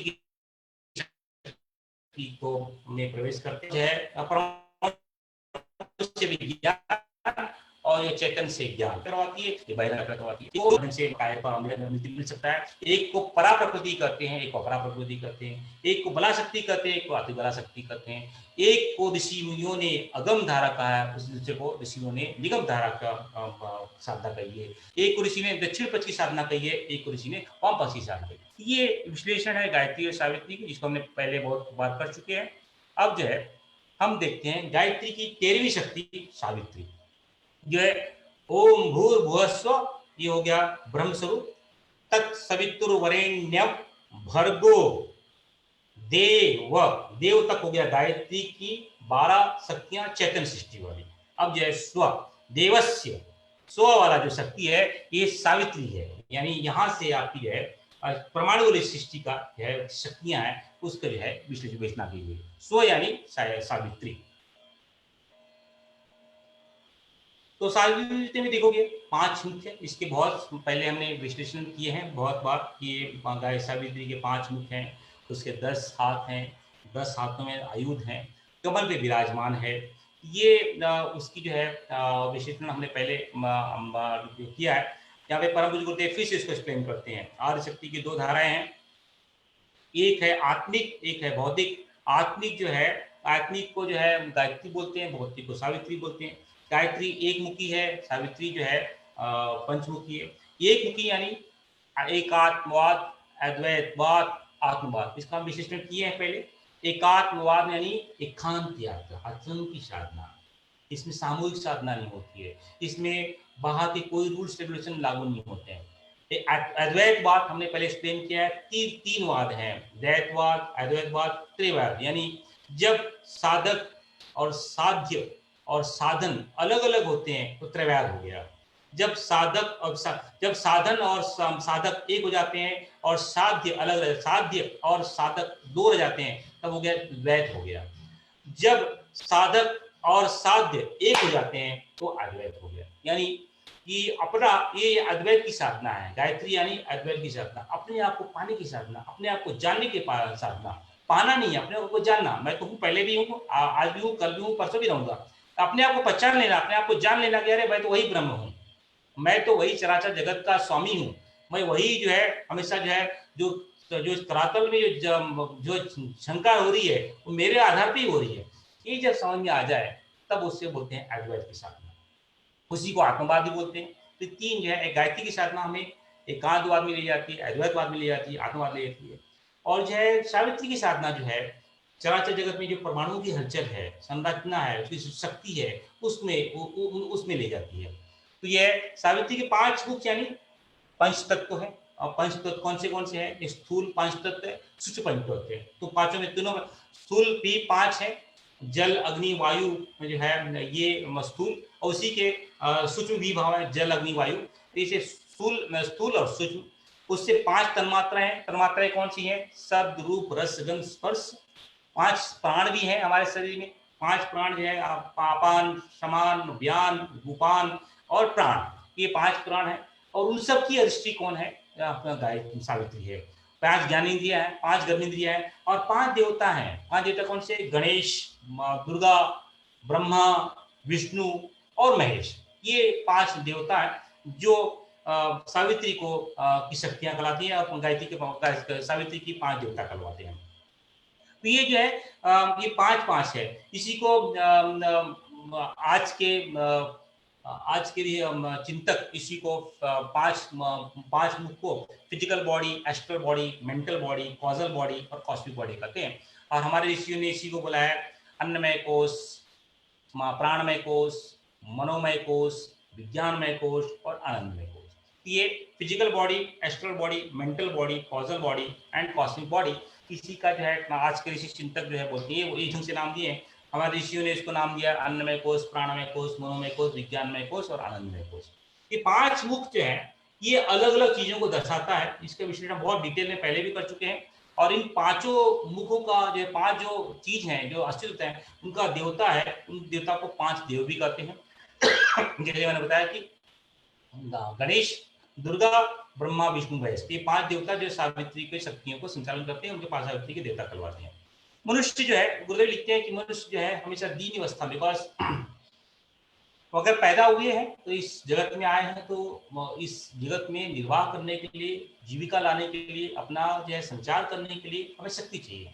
शक्ति की मात्रा जो है, शक्ति जो है हमें पैसे के रूप में चाहिए, शक्ति हमें जो है शारीरिक बल के रूप में चाहिए, शक्ति हमारे चिंतन के रूप में चाहिए, शक्ति हमारे मन के दृष्टिकोण में चाहिए, शक्ति हमारे जो है इंफ्रास्ट्रक्चर के बारे में चाहिए। तो हर जगह शक्ति, ये शक्ति जो है सावित्री से प्राप्त होती है। तो ये मनुष्य जितना, ये जो शक्तियां जो है मनुष्य के अंदर जो है मूलभूत रूप से पड़ी हुई हैं, लेकिन सुप्त अवस्था में, निद्रा की अवस्था में। और मनुष्य चाहे तो, प्राणी चाहे तो उसको जगा सकता है और जगा करके अपने संसार के सभी कामों को कर सकता है। तो ये साधना बड़ी विलक्षण साधना है, बड़ी कठिन साधना है। ऋषियों ने और परम बुद्ध ने इस साधना को, सावित्री की साधना करने के लिए पूर्ण रूप से मनाई की है।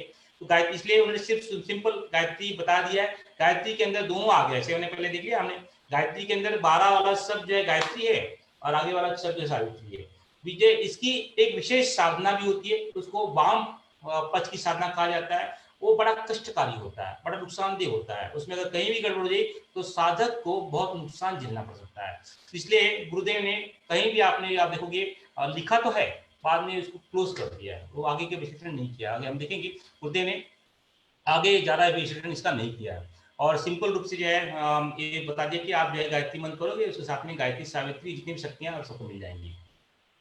यहाँ पे गुरुदेव लिखते हैं कि गायत्री की जो है सकाम जितनी भी है गुरुदेव, क्योंकि सकाम साधनाएं हैं, सकाम साधनाएं सावित्री परक होती है। यानी अगर हम एक कुछ भी साधना सकाम मतलब कि अपनी इच्छा के लिए करते हैं, अपने स्वार्थ के लिए करते हैं, वो सावित्री की साधना आती है। और उसके अंदर जितने वो साधना करने से क्या होता है कि बहुत रूल्स और रेगुलेशन आ जाते हैं। जैसे कि कोई बोलेगा कि भैया जो है सूर्योदय और सूर्यास्त के समय भी गायत्री साधना करना चाहिए। अगर वो सकाम साधना कर रहे हैं तो हाँ, ये रूल लागू होंगे। कोई बोलेगा कि भाई सूतक लगा हुआ है तो साधना नहीं करना चाहिए, यस, नहीं करना चाहिए। अगर वो सकाम साधना कर रहा है तो नहीं करना चाहिए, सावित्री के रूल लग जाते हैं। और सावित्री क्या है? परमाणु जगत से काम करती है। परमाणु में कौन कौन से है? पंच तत्व है। पंच तत्व कौन कौन से हैं? जल, अग्नि, वायु तत्व। जो भी चीज जल, अग्नि, वायु, आकाश से बना हुआ है, स्पेस से बना हुआ है, अगर हम सकाम साधना कर रहे हैं तो उसके सब रूल्स रेगुलेशन लागू हो जाते हैं। भाई हमारे जो है माताओं को 5 दिन साधना नहीं करना चाहिए, नहीं करना चाहिए, क्योंकि सकाम साधना कर रहे हैं। ये चीजें, ये जो रूल्स हमारे ऋषियों ने बनाए हैं, अगर सकाम साधना कर रहे हैं, क्योंकि उस अवस्था में शरीर की अवस्था ठीक नहीं रहती है, मन की अवस्था ठीक नहीं रहती है, ये सब साधनाएं मना की गई है। क्यों? क्योंकि सकाम साधना। लेकिन हम गायत्री की साधना कर रहे हैं, परमार्थ की साधना कर रहे हैं, ये कोई भी रूल्स रेगुलेशन लागू नहीं होती। आप दिन में कर रहे हो, रात में कर रहे हो, टॉयलेट में कर रहे हो, बाहर कर रहे हो, आप जो तपी धूप में कर रहे हो, क्योंकि मानसिक साधना कर रहे हो, सूतक में कर रहे हो, अनसूतक में कर रहे हो, कुछ फर्क नहीं पड़ता, क्योंकि वो अंतर की साधना कर रहे हो, वो अपने आप को जानने की साधना कर रहे हो। तो रूल्स कहाँ लगते हैं? जहां पे सकाम साधना आ जाती है। सकाम साधना आई, वहां पे सब रूल्स रेगुलेशन आपको लागू जाएंगे।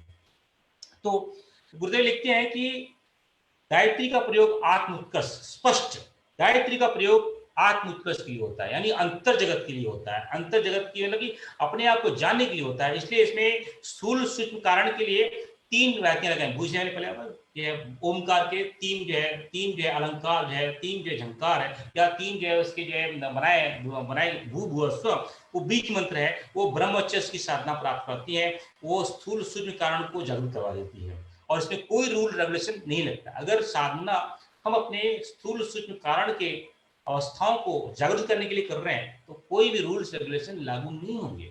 लेकिन हम साधना वही गायत्री मंत्र सकाम के लिए कर रहे हैं कि मेरे को नौकरी मिल जाए, मुझे ऐसा मिल जाए, सकाम साधना होगी। तो सावित्री की साधना होगी, सावित्री की साधना होगी, सब रूल्स आपको फॉलो करने पड़ेंगे। तो ये है सावित्री का विशेषण। तो विभिन्न वर्गों के लिए ये पंचशील, आप देखोगे ये जो गायत्री का 5 बुक है, पंचशील आपने सुना, हर जगह ये लागू होता है। आपने भगवान बुद्ध का अगर लोगों ने पढ़ा, वहां पे भगवान बुद्ध भी पंचशील का नाम देते हैं कि जीवन में उत्कृष्ट बनने के लिए 5 शील, मतलब 5 रूल्स फॉलो करने पड़ते हैं। आप यम और नियम सुनोगे, उसमें 5 नियम है, 5 यम, यानी यम में 5 है और नियम में 5 है। यम में क्या कि आपको भाई झूठ नहीं बोलना है, कि अहिंसा, सत्य, अस्तेय, ब्रह्मचर्य, अपरिग्रह, ये यम। इसी यम को भगवान बुद्ध ने भी पंचशील कहा है। यानी अहिंसा, यानी किसी भी माध्यम से, न शरीर से, न मन से, न वाणी से किसी की हिंसा ना करना, ये हो गया अहिंसा। हम लोग वेजिटेरियन शब्द कहाँ से आया?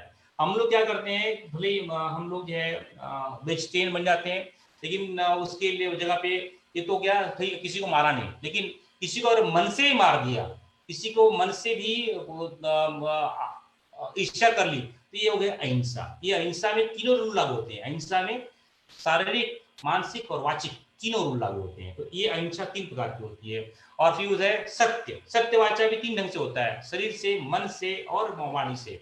ये सत्यवाचा, जैसे कि मैं बोल तो रहा हूं कि सत्य, लेकिन सत्य बोलने में क्या उद्देश्य क्या है, तो इसका नुकसान हो जाए, ये इसलिए मैं सत्य बोल रहा हूँ। मैं लेकिन सत्य इसलिए बोल रहा हूँ कि नहीं, ये चराचर जगत का रूल है, इसलिए सत्य बोल रहा हूँ, तो जो है इसका फायदा अलग होगा। ये सत्य जो है, सत्य हो गया। अस्तेय यानी चोरी नहीं करना, और मोटे मोटा अक्षरों में चोरी नहीं करना, यानी किसी भी पराई चीज को जो अपनी नहीं है उसको न ग्रहण करना। अगर ये मोबाइल पड़ी हुई है, ये मेरी नहीं है, उसको छूना नहीं है, इसको लेना नहीं है। अरे मोबाइल मिल गया तो यार कोई इसका मालिक नहीं है तो मैं ले लेता हूँ अपने घर में, नो। कोई पर पुरुष है, पर स्त्री है, वो मतलब अपनी नहीं है तो उसकी तरफ निगाह नहीं उठाना है। ये हो गया अस्ति। जो अपना नहीं है, नहीं है, उसको टच नहीं करना है, उसकी तरफ निगाह भी नहीं उठाना है, ये है अस्ति। बाद में ब्रह्मचर्य, ब्रह्म के आचरण में जीना, यानी ब्रह्म क्या रहता है, हमेशा जो है अपने आप को एक लक्ष्य में रहता है। ब्रह्म जो है सब कुछ अपना है, सब कुछ जो है उसके आचरण में जो है ब्रह्मचर्य। तो लोग मोटा मोटे तरफ इसको जो है संयोग और संभोग से ढूंढ लेते, वो भी है, लेकिन साथ में ब्रह्मचर्य का गुरुदेव ने सावित्री कुंडली की जागरण में एक बहुत चैप्टर जो है 120 पेज का चैप्टर जो है उस पे सिर्फ ब्रह्मचर्य पे लिखा हुआ है। आपको समय मिले उसको पढ़िए, तो बड़ा उसने बहुत विलक्षण ढंग से गुरुदेव ने एक्सप्लेन किया है कि भाई ब्रह्मचर्य यानी सिर्फ संयोग और संभोग ही नहीं है, इसके अलावा ब्रह्मचर्य यानी ब्रह्म के आचरण में अपने आप को हमेशा करना, हमेशा जो है प्रकृति से तालमेल बिठा के रखना। जो प्रकृति चाहती है उसके साथ में रहना, कोई भी चीज को अधिग्रहण नहीं करना, अतिक्रमण नहीं करना, हमेशा सात्विक ढंग से रहना। जो ब्रह्म चाहता है, जो उसको किसी से उसके लिए कोई स्त्री नहीं है, उसके लिए कोई पुरुष नहीं है, उसके लिए कोई जो है छोटा नहीं है, उसके लिए सब लोग समान है, वो ये ब्रह्म का आचरण है। उस आचरण को अपने आप में ढालना, ये हो गया ब्रह्मचर्य। और उसके बाद में है अपरिग्रह। ये जितना चाहिए उतना ही लेना, जितनी मेरी आवश्यकता है जीवन के, अगर समझ लो मेरे पास में, मेरे को साल में सिर्फ 2 कपड़े लगते हैं, तो सिर्फ 2 कपड़े ही रखना, तीसरा कपड़ा नहीं लेके आना, नहीं खरीदना। ये है अपरिग्रह। अगर मेरे को जीवन में खाने के लिए सुबह शाम की रोटी के लिए इतना पैसा चाहिए, उतना पैसा ही रखना, बाकी का पैसा जो दान कर देना या फिर जो दूसरों की हेल्प में लगा देना। अधिक चीजों को अपरिग्रह करके अपने ये मेरा ये मैं अपनी पीढ़ियों के लिए जमा करके रखूंगा, अपने बच्चों के लिए जमा करके रखूंगा, इनके लिए जमा। गुरुदेव का बड़ा एक प्रवचन है कि अगर बच्चा अच्छा बच्चा निकल गया तो नुकसानदेह, अच्छा बच्चा निकल गया भाई है सुपुत्र हो गया, तो उसके लिए क्या आप जो है सुपुत्र निकल गया तो अपना खुद से बना लेगा। और कुपुत्र निकल गया तो वो क्या अगर नुकसान करेगा, जितना आपने जो बनाई प्रॉपर्टी उसको नुकसान कर देगा। इसलिए ये सोच के नहीं करना कि मेरे बच्चों को मिलेगा, मेरी पीढ़ियों को मिलेगा, नहीं। जितनी आवश्यकता है उतना यूज करो हर चीज में, कपड़ों के मामले में, खाने के मामले में, प्रॉपर्टी के मामले में, पैसे के मामले में, हर चीज है के मामले में ये चिंतन होना चाहिए। अपरिग्रह, जितनी आवश्यकता है उतना यूज करना, ये पंचशील बोलते हैं। और इसी को योग दर्शन में यम बोलते हैं। और इसी को इनका जो पालन करता है उनको पंचदेव जो है, इनका जो पालन जो इनको पालन कर लेता है, जिसमें अधिपत्य को तैयार कर लेता है, जो सत्यवाचा में रहता है, अहिंसा में रहता है, ब्रह्म के आचरण में रहता है और परिग्रह नहीं करता है, उसमें एक पांचों देव उनको पंचदेव होते हैं, उनको बस वो पांचों देवों का मालिक हो जाता है। इनको पंचशील को पंचदेव भी करते हैं।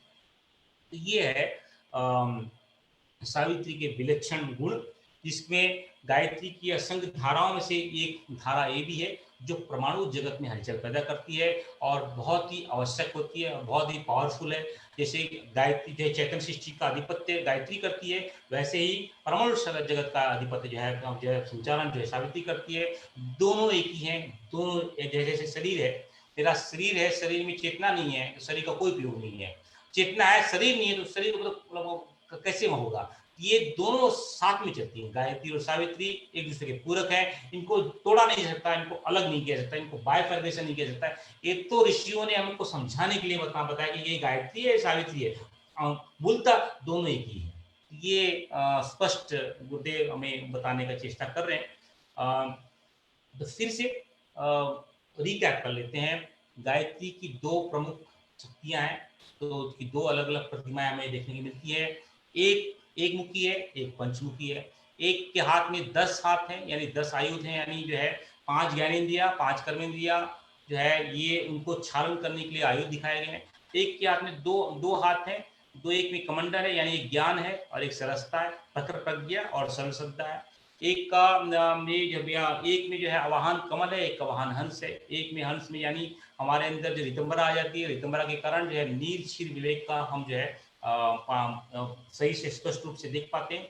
एक आदमी कमल जो है, हम कीचड़ के अंदर भी कमल के जैसा खिल जाते हैं, हमारे अंदर जो है आपकाम आ जाता है, हमारे अंदर जो है उल्लास आ जाता है, हमारे अंदर जो है शुभ लाभ और संतोष आ जाता है। ये कमल का भाव है। एक जो है एकांकी है, एक है सामूहिक। जब कोई भी साधना सामूहिक की जाती है, गुरुदेव ने आपने देखा कि कुंडली जागरण की साधना, राष्ट्र सावित्री की साधना, जो गुरुदेव ने कोई ऐसा कहीं विलक्षण मैंने कहीं नहीं देखा कि बहुत सारे लिटरेचर पढ़े, राष्ट्र जागरण की कुंडली जागरण कहीं नहीं पड़ी, क्योंकि ये गुरुदेव ही थे जिन्होंने जो है सावित्री को का उपयोग परमार्थ में कैसे किया जाता है वो एक्सपेरिमेंट करके हमें दिखाया। कि इसलिए अलग अलग जो है आप देखोगे 1970s में, फिर 1980s में जो है और जितने भी हमारे पर युद्ध होने वाले थे, उसके लिए गुरुदेव ने पहले से ही अलग अलग जगहों पे 1 लाख जगहों में ऐलान कर दिया कि इतनी जगहों पे इतने समय में आप लोग जो है गायत्री जप करो। ये गायत्री जब सामूहिक बनकर सावित्री बन गई, तो सामूहिक जो है सूक्ष्म में ऐसी हलचल पैदा हुई, उससे जो भी अड़चन आने वाली थी वो जो है नष्ट हो गए। तो जो भी बड़े अड़चन आते हैं उस अड़चन को दूर करने के लिए परमाणु जगत की अधिपत्य सावित्री को उपयोग करना चाहिए, ऐसा गुरुदेव ने उपयोग जो है उसका प्रयोग करके पूरे विश्व जगत को दिखाया। मतलब कितना बड़ा उपकार है गुरुदेव का कि सावित्री का उपयोग जो है किस तरह से सकाम न करके परमार्थ में किया जा सकता है, ये जो है एक्सपेरिमेंट परम गुरुदेव का ही है। तो हम सब धन्य है कि ऐसे परम सत्ता हमें मिली जिसने सावित्री का ऐसा उपयोग करके दिखाया। इससे पहले आप इतिहास में जाके देख लोगे, पुराण में जाके देख लोगे, ऐसा उपयोग किसी ने नहीं किया होगा। तो ये हमारा सबका सौभाग्य है, ऐसी विलक्षण सत्ता जो है हमारा अधिपत्य करती है, हमारा मालिक है, हमारा गुरु है, हमारा भगवान है। ये है सावित्री। और फिर से इसको रिकैप करते हुए जो है गायत्री जो है एकात्मवाद है, अद्वैतवाद है, आत्मवाद है। उसका जो हाथ में प्रखर प्रज्ञा सरल श्रद्धा है, नील क्षीर विवेक है। और सावित्री में है पंचकोश है, पंचतत्व है, 5 प्राण है, उसमें 10 दिशा है, 10 इंद्रियां हैं। इसका जो है कमल जो है प्रसन्नता, सुख और साधन है। और ये जो है एकांकी है, सामूहिक है। इसमें भी रिम श्रीम क्लीम में त्रिपदा है, ये भी त्रिपदा है, आध्यात्मिक, आदि भौतिक, आदि दैविक है। एक का अधिपति चैतन्य, एक का अधिपति परमाणु है। ये है गायत्री के और सावित्री के बायफर्गेशन के रूपरेखा। एक को योग के माध्यम से, एक को उत्पत्ति के माध्यम से प्राप्त किया सकता है। तो तत्सवितुर्वरेण्यं भर्गो देव, ये है गायत्री। स्वधीमहि धियो यो न प्रचोदयात्, ये है सावित्री। तो ये गायत्री के, सावित्री की पहली शक्ति होगी सावित्री। अब जो है गायत्री सावित्री की दूसरी शक्ति है सरस्वती। ये इक्वलेंट हमने जो है आपने देखा ना, वैष्णवी वैष्णवी की इक्वलेंट है। ये आपकी जो है 14वीं शक्ति है। और 8 शक्ति हो गया। तो ठीक है, समय हो गया है, ज़्यादा कुछ हमने विवेचना कर ली, आगे कुछ पल्ले नहीं पड़ेगा, तो आज यहीं रोकते हैं इसको।